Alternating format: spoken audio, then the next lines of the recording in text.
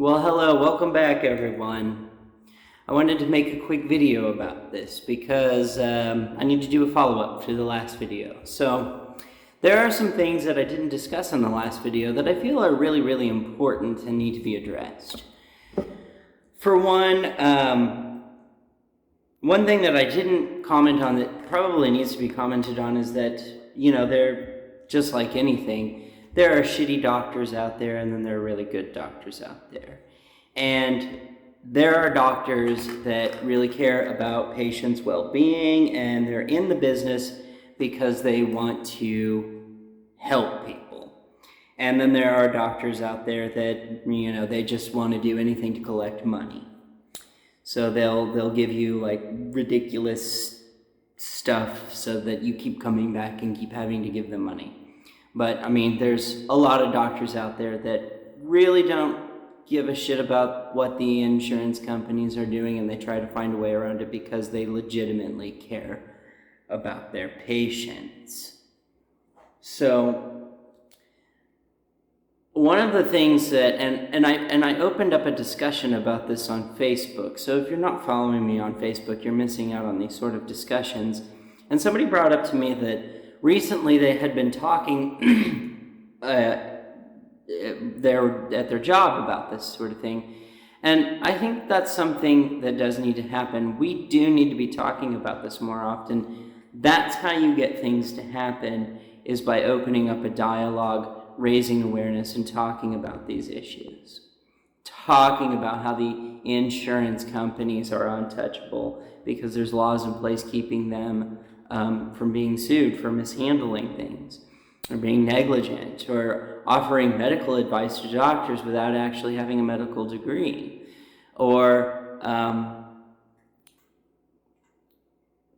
saying that you need to have an x-ray when the doctor and you both know that what you need to be looking at is soft tissue, and looking at soft tissue, you're just not going to get good results from an x-ray. You're going to get good results from an MRI, unfortunately, which is really expensive.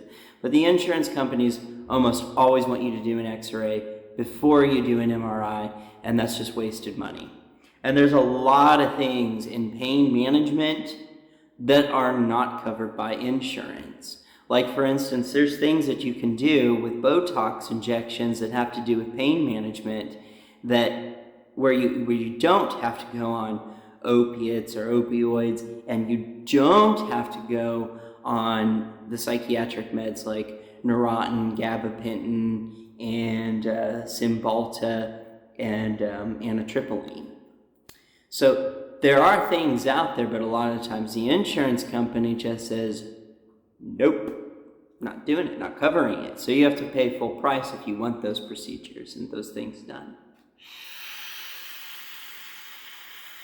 Another thing that I need to stress a little bit more is that bodily autonomy, the right to bodily autonomy, and the dynamic between the patient and the doctor needs to be respected. And the thing is that I talked all that shit about alternative pain medications, such as the psychiatrics predominantly, because I hate psychiatric medications. I hate SSRIs, I hate cyclics, and I hate MAOI inhibitors. Things like, starts with an L. Lithium. MAOI inhibitors. It's just straight poison. So the thing is there are as many bad reviews. I do have to say there are good reviews, even though they do still mention the side effects and the withdrawal symptoms in the good reviews.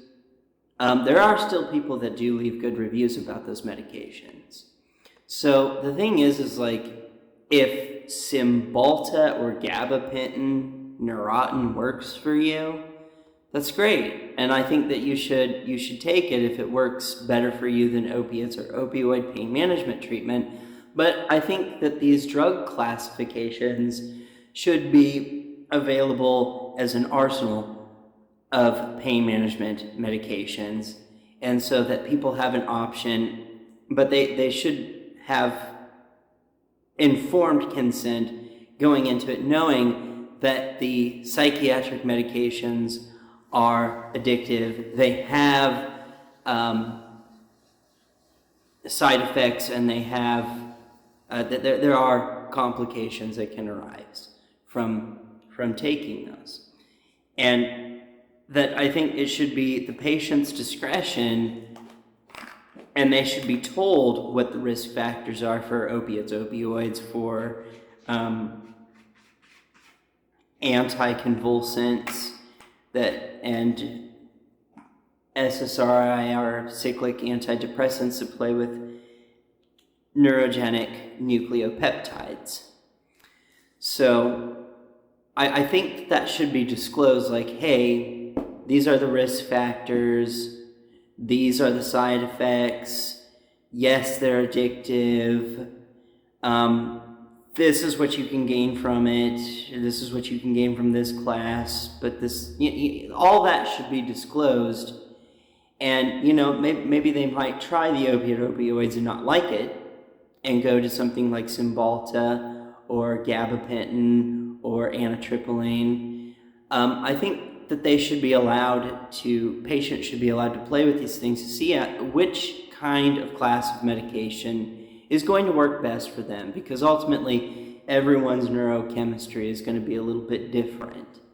So that should be taken into consideration, as well as like I'm really hitting home, really stressing the bodily autonomy, is that if somebody is of sound-minded body and they know what the risks are and they know what they're getting into, and they say, I want to go on an opioid pain management regimen treatment, that should be just as available as a cyclic antidepressant like amitriptyline, or an SSRI, neurogenic nucleopeptide like Cymbalta, or a nucleogenic neuropeptide anticonvulsant like gabapentin or Autonomy. My cat is being bad. Stop it. She wants to play with everything and get into things that she shouldn't. But I think that the patients should be allowed to make that decision on what drug class they want to use for their pain management treatment. It should be up to them what risks they're willing to take and not willing to take. That should absolutely be up to the patient's discretion, not the insurance company, not the doctors, and not the pharmaceutical companies. Ultimately, at the end of the day, it's you that has to live with the consequences, so you should be the one that has to make that decision.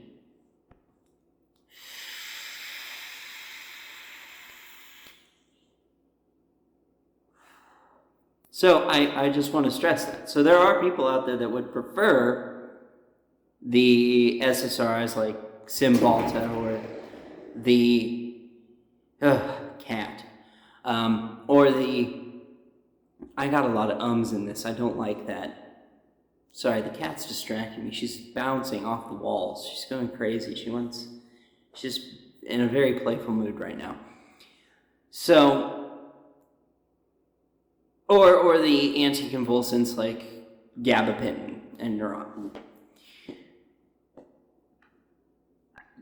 The person should be able to choose that, and they're going to have to be the ones to live with that consequence. So it should be up to the patient.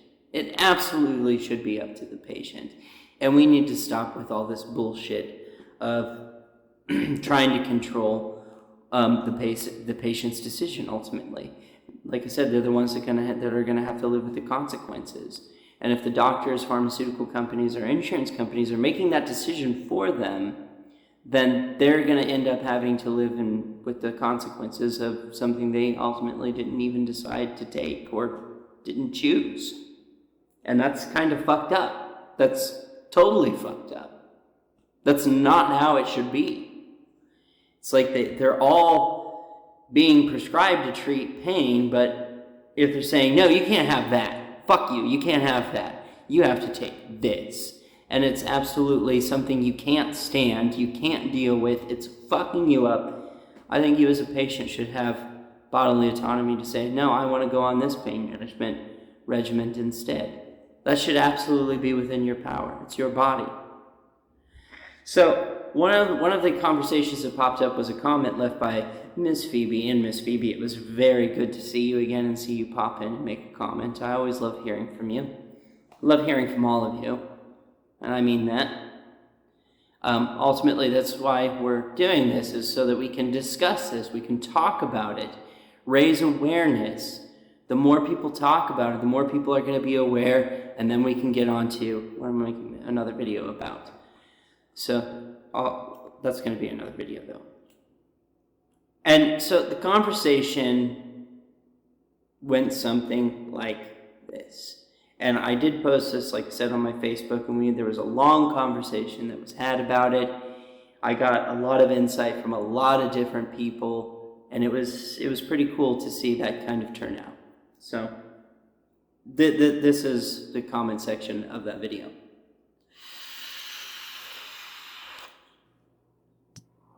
So somebody responded. It was actually Phoebe.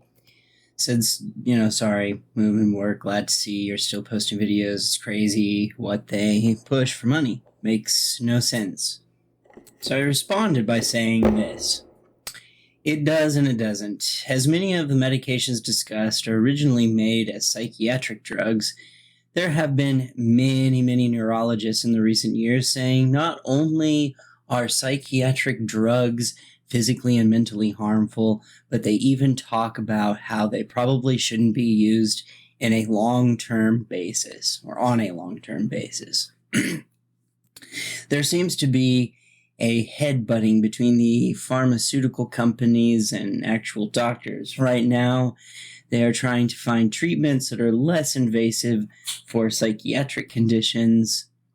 Well, I imagine the pharmaceutical companies do not like this because they're losing money on drug patents. So what do? Well, they know some of them play with neurogenic nucleotides, so then they switch their marketing to pain management doctors instead of psychiatric doctors. Now the medical doctors have to do this dance with the pharmaceutical industry, and it may take some time before they realize the cons of the medications outweigh the pros. It is a dance they must play, as the previous video displays how medical insurance companies and pharmaceutical companies are dictating to the medical doctors in what to prescribe or how to treat. This is not done in the best interest of the patient. This is done in the insurance and pharmaceutical companies' best monetary interest. At this point, here comes the dreaded opiate epidemic, wherein the media espouses a statistic of something like 42,000 overdose deaths from opiates. With no other context, we can deduce that this is an overdose, which is usually a deliberate attempt or action or accidental in the sense the drug has been taken irresponsibly. There's no context, though, as forth of how many of these overdoses are caused by street drug use of opiate medication, or is it heroin or heroin cut with fentanyl. The media never elaborates on these details. People end up doing what our brains are hardwired to do, and that's look for patterns and make associations and play follow the leader. They know opiates are prescribed for pain. They know they are addicted. So they make the connection that opioid pain management treatment is bad and don't take any nuance or other parts of the story into context. Context really does matter, as well as all available data. So the propaganda surrounding the opiate epidemic isn't necessarily lying, but it's being biasly presented as they do not relinquish all the relevant data. So now you have people going, oh my God, I'm addicted to opioids from my pain management, and I'm pissed and want an alternative. Well, the pharmaceutical industry is pleased to deliver.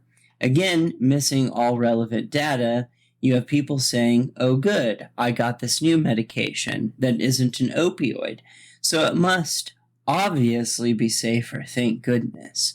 What they don't know, but almost everyone who's been on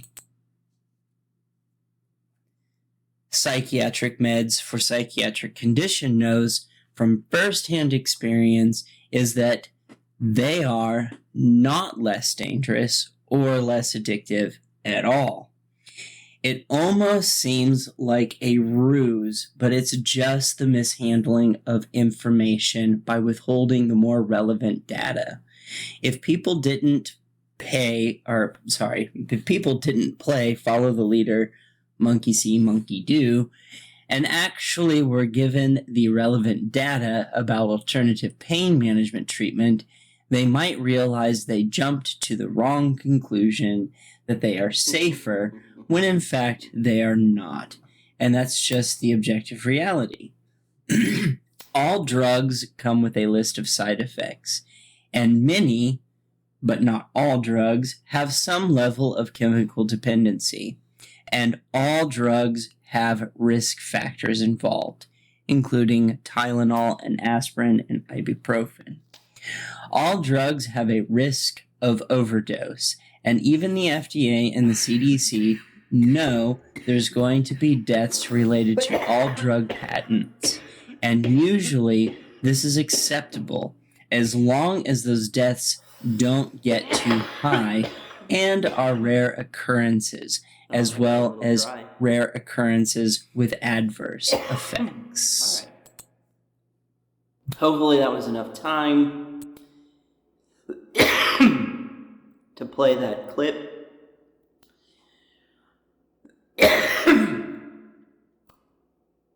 All right, so I thought that was important to address, and as I said, I really wanted to address, that not every doctor is out there to make money. There are doctors out there that literally do not like the healthcare system the way it is, because it does not, it's antithetical in their eyes, in their opinion, in treating their patient as what they know to be the best thing to do. Like I said, it's completely pointless to take, it's just a waste of your money to take an x-ray when you and the doctor both know you need a goddamn MRI.